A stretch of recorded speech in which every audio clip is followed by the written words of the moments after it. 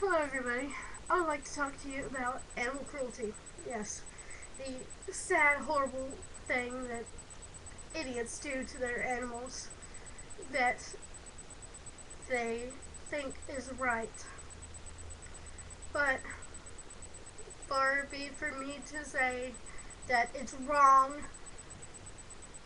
It's like people who mistreat their kids. Except it's basically the same thing, except that kids can actually speak out and ask for help. These dogs, or horses, or anything else that's being mistreated, is desperate for help, and nobody's helping them because they don't they don't have voices. They can't tell you what's wrong. And then you have these people that think they're above the law, like Michael Vick or some other, insert celebrity name here that mistreats animals. I just read this thing on this. I just read this article on my newspaper, like online newspaper, and yeah, I couldn't stand it any longer. I had to post something about how I can't stand people who mistreat their animals, abuse, you know. People say that pit bulls are such horrible breeds, but really, they're not. It's all about how you treat them. These mistreated animals, what they do is lash out. It's like kids in foster homes. They have trouble expressing themselves because they've gone through so much abuse and they just don't know how to handle it, so they lash out. And that's what these pit bulls are doing because of all these idiots that try to stick them in these little tiny cages and stick them on these fat chains and make them aggressive just for their own sick enjoyment. That's what it is. It's sick. Animal abuse is sick. It's net. I can't even fathom it.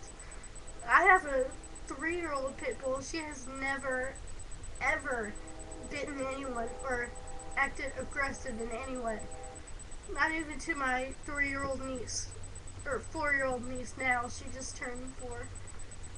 But she's never been mean. She's the sweetest dog you will ever meet. And you know why?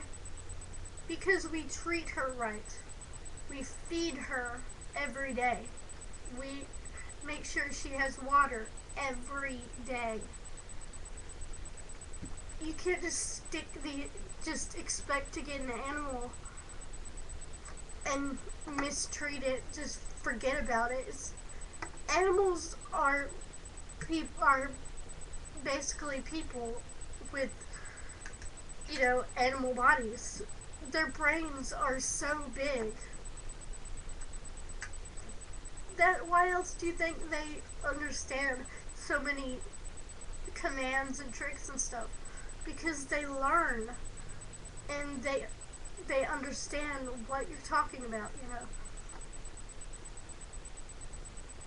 When I see a dog like around my neighborhood or something that's either in this horrible looking cage or this tiny cage or like with a huge chain around its neck, I just want to run into that yard, trespassing, who gives a shit, and just let the dog run away so that it won't be mistreated anymore. But then, of course, if it's a pit bull, everybody will think it's aggressive, and of course we're supposed to ban the breed. Ugh. You can't ban a breed of dog. That's pathetic. it's not about the breed, it's about the person who's taking care of the animal. All these pit bulls are aggressive because they're used for other people's sick enjoyment to fight each other and be aggressive. Excuse me, my nose itches. There's, they're not aggressive, they're misunderstood. That's what it is. They're highly misunderstood because everybody that sees a pit bull is like, oh, stay away from me, that's an evil dog. No, you don't know their backstory. It might have been mistreated. It might have been bred for fighting, you know? And it doesn't know anything. It doesn't know any better. That's all it's been trained to do, is to fight and to be angry. Well, I guess that's all I have for today because my throat's starting to hurt with all this talking, and what I hope everybody will take from this is don't judge an animal by the breed. You know, like they say, don't judge a book by its cover. Because seriously, do you really know their backstory? Do you really know how badly they're mistreated at home? That could make all the difference. These animals can be rehabilitated and can be sweet and kind and like any other dog, a good companion. And I hope people can take from this video what you will, but I'm an animal rights activist, as I said before. So that's what I wanted to talk about. Animal rights. So thank you.